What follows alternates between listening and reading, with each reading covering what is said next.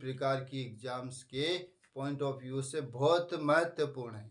क्यों है देख लीजिएगा आप। Fill in the blanks with suitable verbs. Suitable verbs, जो ये खाली स्थान दिए हैं ना, इसमें सुटेबल वर्ब्स जो उपयुक्त क्रिया है उसको हमें लगाना है, उसको भरना है। जो ब्रैकेट में जो वर्ब दी हुई है ना उसको भरना है, और ये बहुत महत्वपूर्ण है। 10th 12th ग्रेजुएशन सभी प्रकार की जितनी भी एग्जाम्स होती है ना, पटवारी, कांस्टेबल, जितनी भी प्रकार की एग्जाम है सभी में महत्वपूर्ण है दोस्तों। क्योंकि ये वर्ब के फॉर्म भरना होता है। कोई सेंटेंस दे देते, किसी भी प्रकार से क्वेश्चन आ सकता है, चाहे वो ऑप्शन में आ जाए, चाहे किसी भी प्रकार से आ जाए, खाली स्थान में आ जाए, पर आता जरूर है और बहुत महत्वपूर्ण है दोस्तों। और सेंटेंस भी ऐसे नहीं है, जनरली कोई भी समझ सकता है, क्योंकि ये थोड़ा टफ भी है। और इसी प्रकार से पूछते हैं एग्जाम में, इसी प्रकार से पूछते हैं। जो टफ सेंटेंस होते हैं, कंफ्यूजन में डालने वाले सेंटेंस होते हैं, उससे पूछते हैं वो। तो ठीक है, आपको समझना है। Fill in the blanks with suitable verbs choosing from the brackets. ठीक है ना, जो ब्रैकेट में दी हुई है वर्ब, उसमें से उपयुक्त वर्ब छांट करके इस खाली स्थान में फिल करना है। The bag with all articles been stolen. जो बैग था, है ना, जिसमें सारे सामान था, जो सारे सामान वाला बैग क्या हो गया, चोरी हो गया है, चोरी हो चुका है। सारा सामान सामग्री जो थी वो बैग क्या हुआ, चोरी हो गया है। देखिए, कोई भी देखने वाला जल्दबाजी में डायरेक्ट प्लूरल सब्जेक्ट समझ के प्लूरल वर्ब का उपयोग कर सकता है, बल्कि प्लूरल सब्जेक्ट प्लूरल नहीं है। ध्यान से देखेंगे तो the bag with all articles, बात किसकी चल रही है, बैग की, ना कि आर्टिकल्स की। चोरी क्या हुआ है, बैग हुआ है, तो बैग की बात चल रही है, और बैग है सिंगुलर, तो हमें वर्ब कौन सी यूज करना होगा, सिंगुलर वर्ब। क्योंकि सब्जेक्ट वर्ब एग्रीमेंट में पढ़ा है हमने कि यदि सब्जेक्ट सिंगुलर है तो वर्ब भी सिंगुलर उपयुक्त होगी, और प्लूरल यदि सब्जेक्ट है तो वर्ब भी प्लूरल ही उपयोग में होगी। तो यहाँ सिंगुलर सब्जेक्ट है द बैग। ये नहीं देखना है कि यार ये तो आर्टिकल से प्लूरल है, प्लूरल नहीं है, बात चल रही है बैग की, तो सिंगुलर वर्ब हैज है तो प्लूरल है।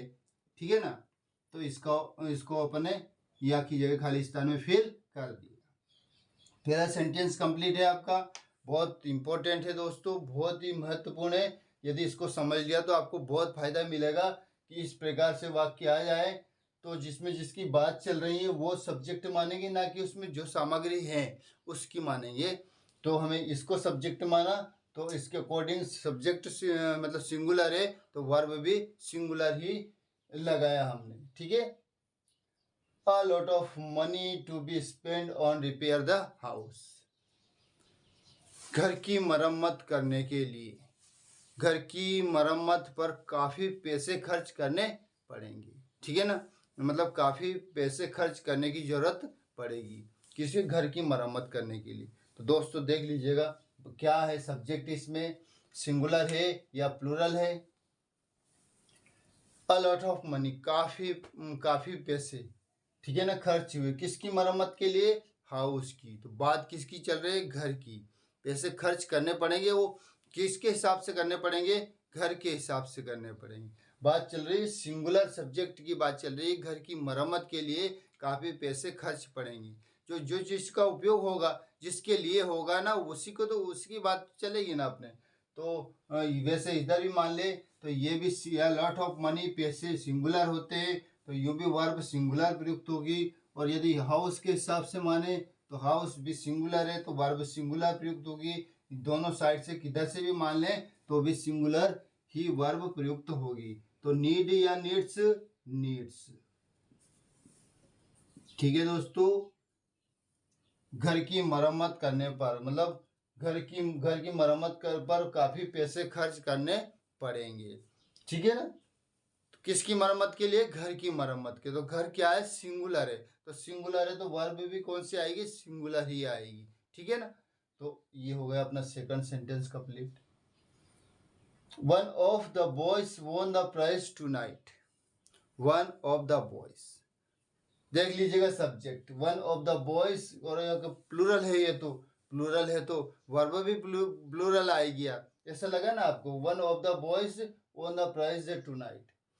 बात चल रही है सिंगुलर की। कैसे चल रही है, किसकी बात चल रही है? कि तीनों में से एक, मतलब लड़कों में से, बहुत सारे लड़के थे, उनमें से एक लड़कों में से एक ने क्या हुआ, आज रात को पुरस्कार जीता, इनाम जीता। किसी एक लड़के ने जीता है, सब्जेक्ट है, सिंगुलर है, तो वर्ब कौन सी प्रयुक्त होगा? सिंगुलर वर्ब प्रयुक्त होगा। ठीक है, तो ये ध्यान रखना है आपको, सब्जेक्ट सही से सेलेक्ट करना है। और उसके बाद में तो यहाँ दोस्तों हैज या हैज सिंगुलर वर्ब है प्लूरल है, तो हैज आएगा।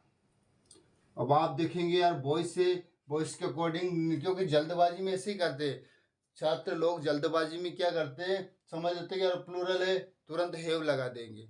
गलत होगा ना वो, तो देखा नहीं, आप सोचो ना कि वन ऑफ द बॉयज क्या कह रहे हो, कि लड़कों में से वो एक, कोई एक ही बात कर रहा है, तो एक तो सब्जेक्ट है, सिंगुलर है तो वर्ब भी सिंगुलर प्रयुक्त होगा। ठीक है, मैंने उसे हीरे की तरह तराशा तो बहुत था, मैंने उसे हीरे की तरह तराशा तो बहुत था, मगर वो जात ही पत्थर थी, मगर वो जात ही पत्थर था और पत्थर ही रहा। ठीक है, थर्ड सेंटेंस कंप्लीट हुआ अपना। अब आते हैं फोर्थ पर। The tallest of the three boys, the tallest of the three boys next door to his house. इसमें सब्जेक्ट देखिए, थ्री बॉयज आ रहा है, तो कंफ्यूजन है कि यार सब्जेक्ट क्या है इसमें। ठीक है ना, तो बात चल रही है तीनों लड़कों में से जो टॉलेस्ट है, लंबा है, next door to his house, उसके घर के बगल में रहता है। मतलब जो तीनों लड़कों में से जो सबसे लंबा है, टॉल नहीं है, टॉलेस्ट है, तीनों लड़कों में से जो सबसे लंबा लड़का है उसके घर के बगल में रहता है। Next to door, next door मतलब बगल में। ठीक है ना, उसके घर के बगल में रहता है जो सबसे लंबा है। उन तीनों में से, तीन लड़के थे उसमें से, ऐसे बता रहे हैं कि वो तीन लड़के ना, उसमें से जो लंबा लड़का है वो उसके घर के बगल में रहता है। किसकी बात चली? सिंगुलर सब्जेक्ट की, सबसे लंबा लड़के की बात चल रही, ना कि तीनों की बात चल रही। तो सब्जेक्ट हुआ सिंगुलर, तो वर्ब आएगी अपनी सिंगुलर। लिव्स या लीव तो दोस्तों प्लूरल होती है, क्योंकि हमने बोला था यदि वर्ब ऐसे नॉर्मल रहती है ना, तो वो क्या होता है, प्लूरल ही रहती है। यदि उसमें एस या ईएस लगा देते हैं तो हम वो सिंगुलर बन जाती है। तो लीव्स क्या आएगा? लीव्स। ये हो गया अपने सिंगुलर वर्ब। ये सेंटेंस 10th 12th के लिए तो बहुत महत्वपूर्ण है दोस्तों, इसको समझ लिया आपने तो बहुत अच्छा रहेगा आपके लिए। ज़्यादा रटने की जरूरत नहीं पड़ेगी आपको, और बहुत ही अच्छे से कर लेंगे आप लोग। Sentence number 5, 20 miles. ये थोड़े कन्फ्यूजन वाले सेंटेंस है, इसलिए बता रहे हैं क्योंकि एग्जाम में आए हुए हैं, ये प्रीवियस एग्जाम में आए हुए हैं, तो इसी को बता रहे हैं ताकि आपको लगेगा कि यार इस प्रकार से क्वेश्चंस पूछ सकते हैं, ना कि सिंपल संरचना में पूछ सकते हैं। 20 miles not a long distance these days. आजकल 20 मील की दूरी कोई ज़्यादा लंबी दूरी नहीं है।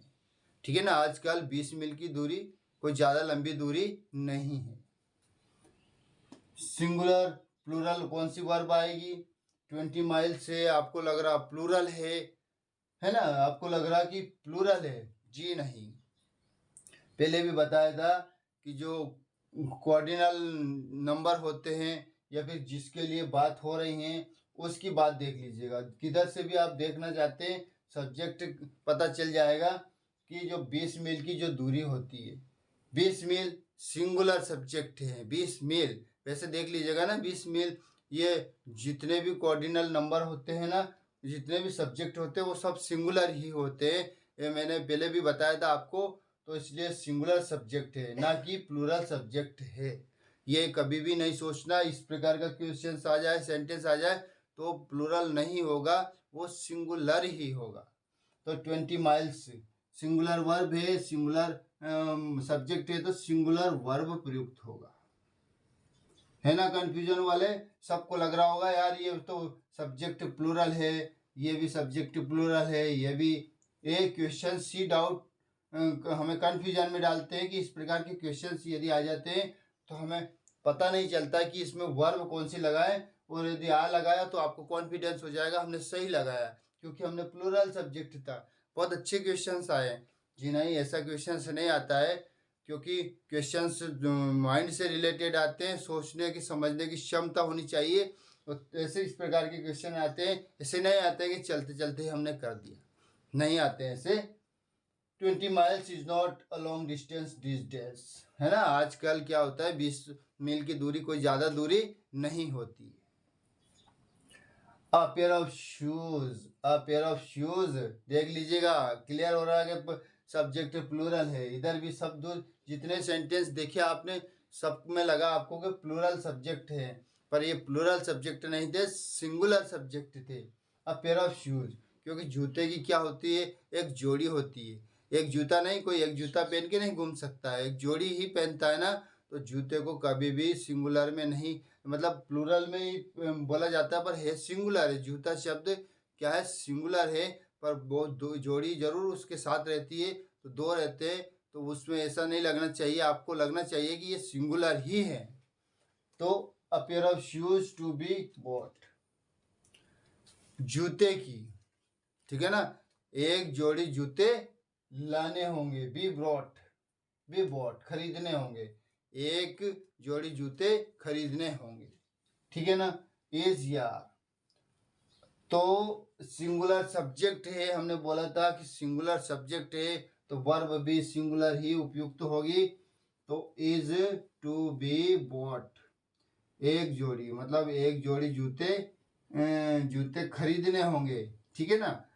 तो इसमें आ गया अपना सिंगुलर वर्ब, ये प्लूरल है नहीं, इसलिए याद रखना है कि सिंगुलर प्लूरल में किस प्रकार से भेद नहीं, किस प्रकार से छांट सकते हैं, किस प्रकार से कंफ्यूजन दूर कर सकते हैं। तो दोस्तों अभी समझ लीजिएगा, इस इन उदाहरण से आपको समझ में आ जाएगा कि कौन सा सब्जेक्ट है, कौन सा सब्जेक्ट सिंगुलर है और कौन सा प्लूरल है, ठीक है।